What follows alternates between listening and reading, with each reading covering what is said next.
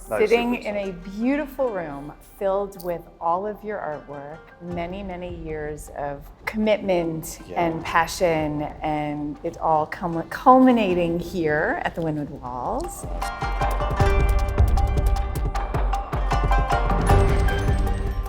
You transport people into other places using spray. Yeah. That's amazing.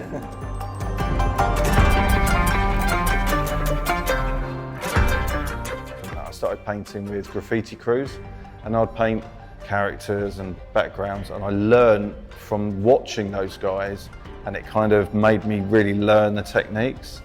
And then once I kind of felt like I'd mastered it, I kind of moved a little bit away from painting with graffiti crews and kind of found my own feet, I think.